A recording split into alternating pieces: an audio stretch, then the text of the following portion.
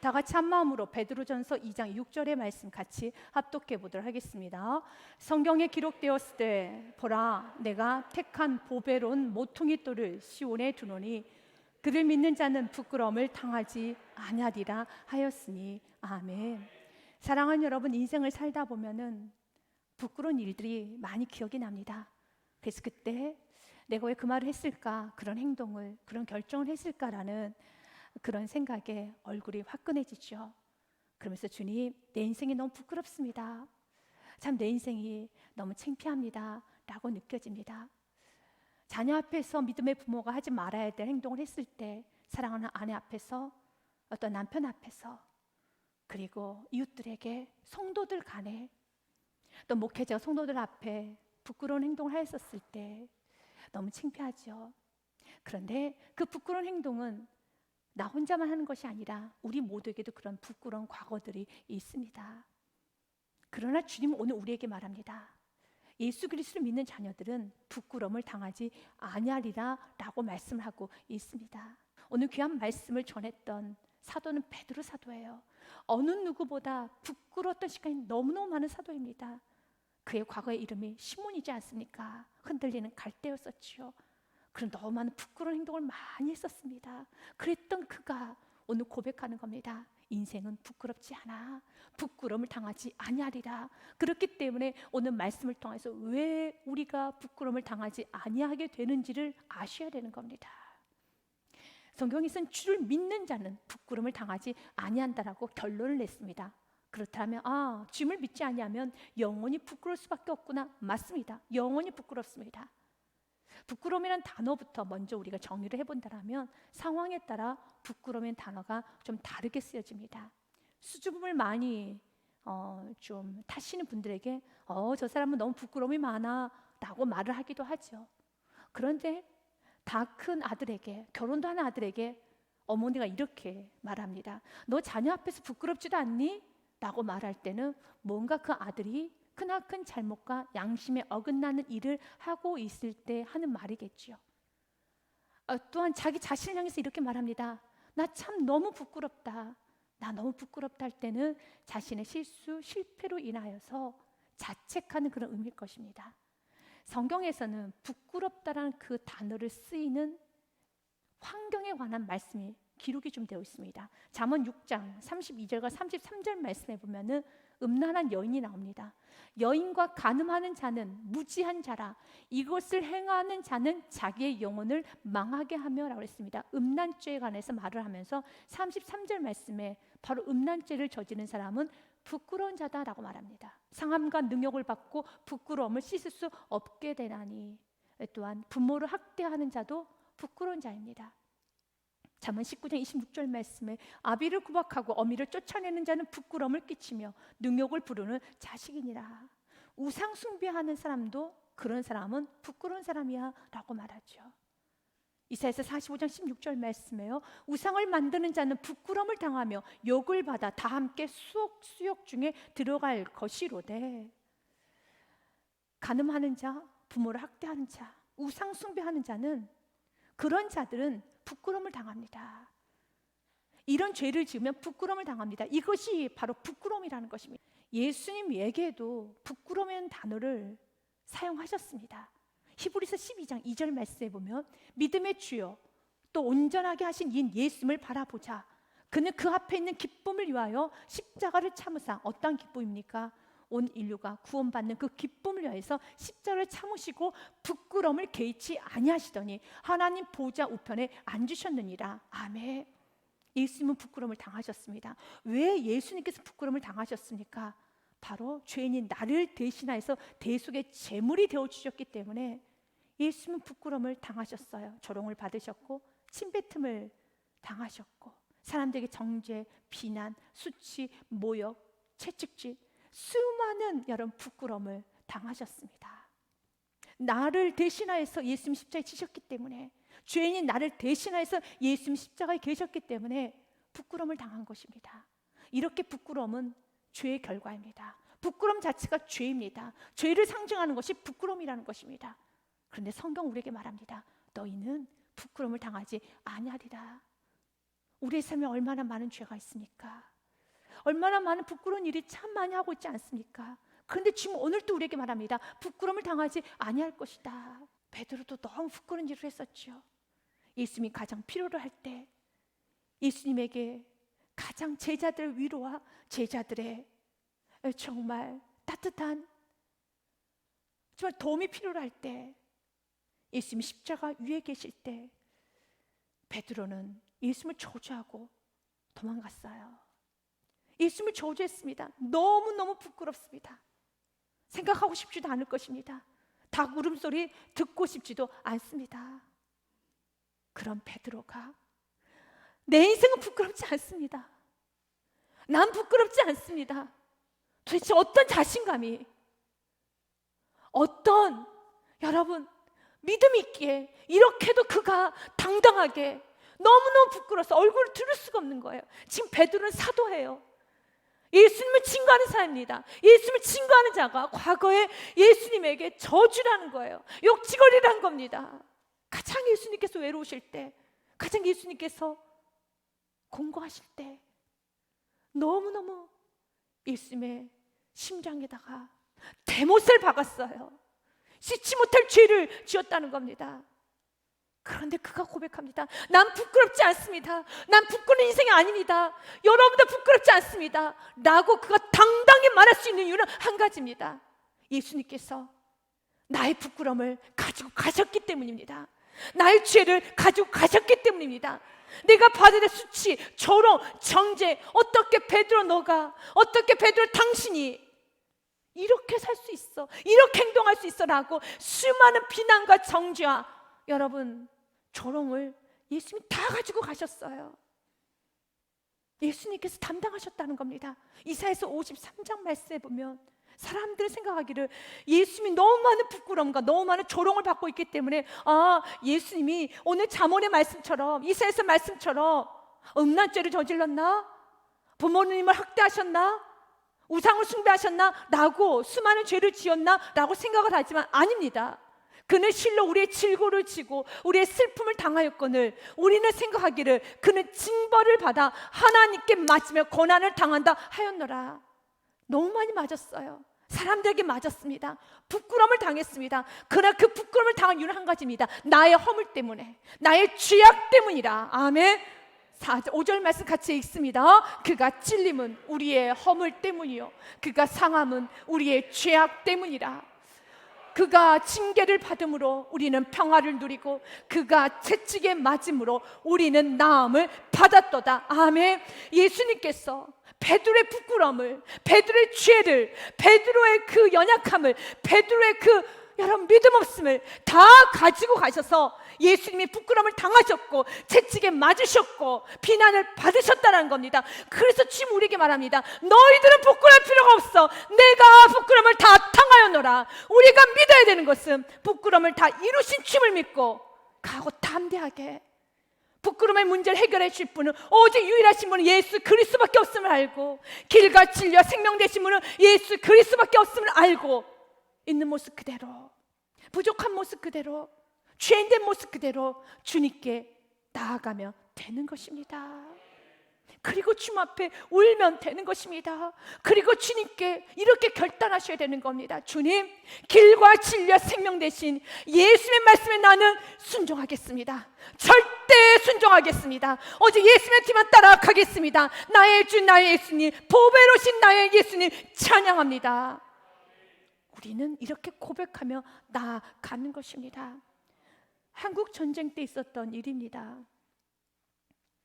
귀한 선교사님이 이제 피난을 가기 위해서 부산으로 내려가는 과정에 있어서 차를 타고 가고 있는데 갑자기 선교사님의 부인이 여보 잠깐만 멈춰봐. 아기 소리가 들리는 것 같아. 그래서 차를 멈췄어요. 내려서 울음소리가 들리는 곳으로 가보니 다리 밑에 기가 막힌 일이 벌어져 있습니다. 눈 뜨고 볼 수가 없습니다. 참혹한 일이 일어나고 있어요. 30대 정도 된 한 여인이 발가벗은 채로 화석이 돼서 얼어 죽은 겁니다. 옷이 다 벗겨졌어. 발가 벗겨져서 그대로 얼어 죽었어요. 너무 기가 막힌 겁니다. 어떻게 이런 일이? 그런데 그 여인의 품에, 이미 시체가 되어서 꽁꽁 얼어서 화석이 된 그 여인의 품에 아기가 울고 있는 겁니다. 그래서 아기를 들여다보니 그 여인은 그 아기를 살리기 위해서 겉옷뿐만 아니라 속옷까지 다 벗은 거예요. 그래서 그 아이를 감싸 안고 그리고 죽은 겁니다. 얼어 죽은 거예요. 선교사님은 그 아이를 그 시체가 된 어머니 손에서 꺼내가지고 차에다가 데려놓고, 본인도 지금 피난길이기 때문에 어찌할 수 없어서 그냥 그 여인의 몸 위에 돌 몇 개를 얹어놓고 떠났다고 합니다. 그리고 전쟁이 끝난 후에 다시 본국으로 돌아갈 때 그 선교사님 부부는 그 아이를 입양해서 본인이 친자식처럼 키웁니다. 그리고 청년 때가 되자 선교사님이 아이를 불러서 이렇게 말합니다. 내가 오늘 너에게 정말 아름다운 너의 어머니에 관한 이야기를 해주련다. 너의 엄마는 너를 너무너무 사랑했어. 너는 세상에 그 어떤 아들보다 최고의 사랑을 받은 아들이야 라고 말합니다. 그때 그 아들이, 그 청년이 퉁명스럽게 이렇게 말합니다. 난 엄마 얼굴 본 적도 없는데요, 나는 엄마하고 품에 안겨본 적도 없어요. 저는 엄마 사랑을 받아본 적이 없어요 라고 말합니다. 그때 그 선교사님께서 그 이야기를 해주는 거예요. 너를 살리기 위해서 여인의 부끄러움도 개의치 않고, 너를 살리기 위해서 육신의 고통도 개의치 않고, 너의 어머니는 너를 위해서 겉옷뿐만 아니라 속까지 다 벗어서 너를 살리기 위해서 너의 몸을 감싸줬고, 어머니는 그 추운 날 너를 살리기 위해서 발가벗긴 채로 죽었단다. 너는 그런 사랑을 받은 존재야. 세상에 어떤 엄마가, 자녀를 그렇게 사랑하는 엄마가 어디 있을까? 너는 그렇게 어머니의 사랑을 최고로 받은 넌 아들이야. 그 청년은 그 양 아버지의 선교사님의 이야기를 듣고 통곡하며 웁니다. 많이 웁니다.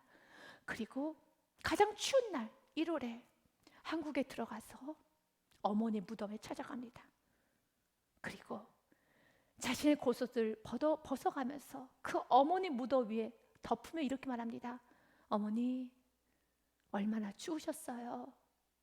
어머니, 얼마나 부끄러우셨어요. 어머니, 얼마나 추우셨어요. 어머니, 사랑합니다. 어머니, 사랑합니다. 맞습니다. 그 여인은 자신의 여인으로서의 부끄러움 개의치 아니했습니다. 육신의 고통 개의치 아니했습니다. 오직 그 아이만 살릴 수 있다면 된다는 그 생각으로 모든 걸 다 버렸지요. 이제 아들이 이미 죽어버린 어머니 무덤 위에 자신의 옷을 덮는 게 무슨 의미가 있을까요? 의미가 없죠. 그러나 의미가 있죠. 어떤 의미가 있습니까? 어머니 사랑에 대한 반응입니다. 어머니 사랑에 대한 감사이죠. 동일합니다. 예수님께서 나를 대신하여서 부끄러움을 당하셨습니다. 예수님 자신이 부끄러움을 개의치 아니했어요. 성경 말씀 그대로 예수님 십자가를 참으사 부끄러움을 개의치 아니하시더니 개의치 아니했습니다. 난 괜찮아. 예수님은 핍박, 조롱, 침뱉음, 수많은 채찍, 여러분 전혀 개의치 아니했습니다. 우리의 존재는 당신의 생명보다 더 귀하게 여기는 분이 우리 예수님이시고, 우리를 그렇게 자신의 생명보다 더 귀하게 여겨주십니다. 바로 그런 존재가 우리의 존재라는 것입니다. 이때 우리도 이미 예수님께서 부끄러움을 당하셨기 때문에 우리가 하는 것은 없습니다. 우리가 해야 될 일도 없습니다. 이미 완성하셨습니다. 그러나 우리는 그 사랑에 감사해서 이 아들처럼 감사를 예배로, 찬양으로, 기도로, 순종으로, 그리고 예수님의 그 섬김으로 우리도 살아야 되지 않겠습니까? 그래서 성경 우리에게 말하는 겁니다. 믿는 자는 부끄러움을 당하지 아니하리라. 아멘. 이 말씀은 이사야서 28장의 말씀을 여러분 가지고 와서 인용한 말씀입니다. 16절의 말씀입니다. 그러므로 주 여호와께서 이와 같이 이르시되 보라 내가 한 돌을 시온에 두어 기초를 삼았노니 곧 시험한 돌이요 귀하고 견고한 기초돌이라 그것을 믿는 이는 다급하게 되지 아니하리로다. 베드로 사도는 부끄럽게 되지 아니하리로다. 구약에서는 다급하게 되지 아니하리로다. 요새 다급은 불안하고 두려워 떨며 무서워하지 아니하게 될 것이다 라고 말합니다. 여기서의 한 돌은 예수 그리스도를 상징합니다. 예수 그리스도를 시온에 두어 기초를 삼았노니 곧 시험한 돌이요. 여기서 시험한 돌이라는 것은 증명된 돌, 확증된 돌, 견고한 돌을 말합니다. 우리 예수님은 증명되어지고 확증되어진 견고한 돌이십니다. 그리고 그분은 가장 귀하고 견고한 기초돌이 되어주십니다. 그렇기 때문에 그분 위에 인생을 쌓아가는 가정사업장 여러분 일터 절대 무너지지 않습니다. 부끄럽지 않습니다. 다급해지는 인생이 되지 않습니다. 이스라엘 백성들은 이사야서 28장의 말씀을 통해서 선택을 해야 되는 것입니다. 내가 기초돌이 되어주신 하나님 위에 내가 인생을 쌓을 것인가, 아니면 상한 갈대와 같은 예굽을 의지할 것인가. 그 당시에 아수르의 공격이 있었어요. 이스라엘 백성들 고민하고 있습니다. 하나님 의지할 것인가, 아니면 예굽을 의지할 것인가. 어디를 의지해야 됩니까? 하나님 의지해야 되는 거죠. 그러나 어리석게 이스라엘 백성들은 예굽을 의지합니다. 성경은 이렇게 말합니다. 보라 내가 예굽을 믿는도다. 그것은 상한 갈대 지팡이와 같은 것이라. 사람이 그것을 의지하면 손에 찔리리니 애굽 왕 바로는 그를 믿는 모든 자에게 이와 같으리라. 손이 찔려져요. 상한 갈대입니다. 상한 갈대를 의지하면 안 되고 견고한 여러분 기초돌이신 예수 그리스도를 의지하고 나아가는 인생 부끄럽지 않습니다. 예수 그리스도를 의지하고 나아가는 인생 다급해지지 않아요. 불안하고 두려워하지 않습니다. 이사야서 31장 말씀에도 이렇게 되어 있습니다. 1절 말씀 우리 같이 읽습니다. 도움을 구하러 예굽을 내려가는 자들은 와 있을진저 그들은 말을 의지하며 병거의 많음과 마병의 심히 강함을 의지하고 이스라엘의 거룩하신 이를 앙모하지 아니하며 여호와를 구하지 아니하니. 이거 참 어리석은 인생이라는 겁니다. 2절과 3절은 제가 읽습니다. 여호와께서도 지혜로우신 즉 재앙을 내리실 것이라 그의 말씀들을 변하게 하지 아니하시고 일어나서 악행하는 자들의 집을 치시며 행악을 돕는 자들을 치시리니 예굽은 사람이요 신이 아니며 그들의 말들은 육체요 영이 아니라 여호와께서 그의 손을 펴시면 돕는 자도 넘어지며 도움을 받는 자도 엎드려져서 다 함께 멸망하리라. 아멘. 오직 반석 대신 예수 그리스도를 의지해야지만 부끄럽지 않은 인생 되는 겁니다. 그러나 애굽 의지하면 세상 의지하고 사람 의지하고 자기 자신 의지하며 물질 의지하고 세상 방법 쓰면은 다 망하리라. 맞습니다. 망합니다. 그래서 오늘 사도 베드로가 이렇게 말하는 겁니다. 여호와를 의지하는 자는 부끄럽지 않을 것이란다. 로마서 말씀에 보면 사도 바울도 동일한 이사야서 말씀 인용해서 이렇게 말합니다. 어찌 그러하냐 이는 그들이 믿음을 의지하지 않고 행위를 의지함이라 부딪힐 돌에 부딪혔느니라. 여기서 부딪힐 돌은 예수 그리스도를 말합니다. 예수 그리스도에게 어떤 인생은 축복이고 예수 그리스도가 어떤 사람에게는 여러분 생명의 길이지만 동일한 예수 그리스도가 어떤 사람에게는 부딪힌 돌이 됩니다. 왜 그렇습니까? 축복과 저주는 양산에 있어요. 여러분들이 예수님을 영접하면은 그분이 길이 되어주실 것이고 진리가 되어주실 것이고 모든 말씀은 여러분에게 축복이 되어줍니다. 그러나 그 예수를 거부하는 순간에 모든 말씀은 다 나에게 심판이 됩니다. 모든 말씀은 다 나에게 저주가 됩니다. 이걸 지금 예수님 말씀하시는 겁니다. 사도 바울이 유대인들을 향하여서 그들은 믿음을 의지하지 않고 예수 그리스도를 의지하지 않고 행위를 의지함이라. 유대인들은 자신의 행위로 의로워지고 하나님의 나라 천국에 들어가려고 노력을 했었습니다. 그래서 열심히 율법을 지켰고 열심히 그들은 규율을 만들었습니다. 그러나 율법도 지킬 수 없지요.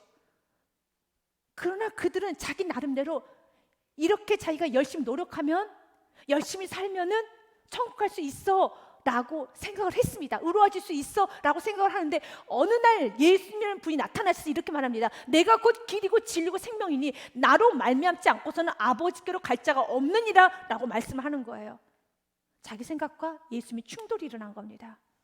내 생각에는 내가 열심히 살면, 열심히 행하면은 의로워질 수 있다고 생각을 했는데 예수님은 이렇게 말씀하시는 거예요. 나로 말미암지 않고서는 아버지 집에 갈 수 없다라고 말합니다. 그래서 그들이 33절 말씀처럼 내 생각에 방해가 되니까, 내 계획에 방해가 되니까 결국 예수님을 죽였어요. 기록된 바 보라, 내가 걸림돌과 거치는 바위를 시온에 두니 그를 믿는 자는 부끄러움을 당하지 아니하리라 함과 같으니라. 아멘. 믿으면 부끄러움을 당하지 않고 천국하는 것이고, 믿으면 회복이 되는 것이지만 끝까지 믿지 아니하면 예수 그리스도가 무엇이 됩니까? 인생의 걸림돌이 되고 거치는 바위가 되는 거예요. 유대인들에게 있어서 예수님은 걸림돌이었습니다. 예수만 없으면 내가 열심히, 내가 의로워져서 내 계획대로 나아가면 되는데 예수란 분이 자꾸 이런 말을 하는 거예요. 나를 믿지 않고서는 천국에 갈 수 없다라고 말을 하니 예수님이 걸림돌이 된 겁니다. 우리 인생도 동일합니다. 우리가 주님을 영접하고 받아들이면 우리는 축복의 길이 열리는 겁니다. 부끄럽지 않습니다. 그런데 내 생각대로 끝까지 고집하고 내 계획대로 끝까지 고집하는데 말씀과 부딪혔어요. 말씀에서는 그 생각 버리세요, 그거 안 됩니다 라고 말할 때 내가 버리지 아니하면 이 말씀과 내가 무엇이 됩니까? 충돌이 일어나는 거예요. 말씀과 내가 지금 싸우고 있는 겁니다. 결론은 말씀은 한 발자국도 뒤로 물러서지 않아요. 말씀은 진리이기 때문에 내가 물러서고 내가 엎드리고 내가 깨지는 게 축복 중에 축복입니다. 말씀은 절대로 뒤로 물러서지 않습니다. 말씀을 무너뜨리려고 하면 안 되는 겁니다. 찰스 스펄주 목사님은 이 말씀에 관하여서 이렇게 말을 전합니다. 우리의 영혼의 영원한 유익은 우리가 예수님 위에 놓여 있는지 아니면 그렇지 않은지에 달려 있습니다. 기초석 머릿돌은 위에 놓인 돌을 받쳐줍니다. 마찬가지로 예수 그리스도께서 우리의 영혼을 지탱하여 주시고 보호하여 주십니다. 믿음은 자신을 의지하는 것을 포기하고 적극적으로, 전적으로 예수님에게 자신의 영혼을 맡기는 것, 의존하는 것입니다. 기초석이 되어주신 예수 그리스도께 떨어져 나와 자신을 의지하고 이리저리 옮겨지는 돌이 되어서는 안 됩니다. 여러분의 모든 근심과 염려, 무거운 짐을 주님께서 여러분을 대신하여 지시게 하십시오. 맞습니다. 그리스도인 성도의 삶은 여러분 기초돌이 되어주신, 머릿돌이 되어주신 그 예수 위에 여러분 인생을 얻는 겁니다. 그러나 그 돌이 무거우면 무거울수록 기초돌은 더 깊이 박히겠죠. 성도님들 삶 중에서 동일하게 예수 그리스도를 믿어도 어떤 성도는 견고한 성도가 있지만 어떤 성도들은 흔들린 성도가 있어요. 왜 그렇습니까? 염려, 근심, 걱정을 맡기지 않았기 때문에 그래요. 기초석 위에 놓인 돌이 무거우면 무거울수록 그 기초는 더 깊이 박히는 것처럼 내가 자그마한 것까지도 매 순간순간마다 주님께 내어드리고 주님께 맡기면 그 기초가 더 견고해지는 거예요. 인생은 더 견고해지는 겁니다. 그런데 어떤 분이 이렇게 말합니다. 아유, 이 정도 걱정은 내가 해결할게요. 이 문제는 그냥 내가 해결할게요 라고 하면서 기초석 위에 모든 돌을 올려놔야 되는 겁니다. 모든 돌을 올려놔야 되는 겁니다. 염려, 걱정, 근심, 문제, 올리지 않을 문제는 없어요. 다 올려놔야 됩니다. 올리면 올릴수록 기초석은 더 단단히 박히는 거예요. 단단히 박혀야지만 우리의 인생은 견고해지는 겁니다. 그런데 큰 건 올려놓고 자그만 거는 내가 알아서 처리할게요 라고 하면 여러분의 인생은 흔들거려지는 겁니다. 예레미야서 말씀에도 성경 우리에게 이렇게 권합니다. 그러나 무릇 여호와를 의지하며 여호와를 의뢰하는 그 사람은 복을 받을 것이라. 8절 말씀 같이 읽습니다. 그는 물가에 심어진 나무가 그 뿌리를 강변에 뻗치고 더위가 올지라도 두려워하지 아니하며 그 잎이 청청하며 가무는 해에도 걱정이 없고 결실이 그치지 아니함과 같으리라. 아멘. 더위가 와도 가무는 해가 와도 청청하는 건 이유는 한 가지입니다.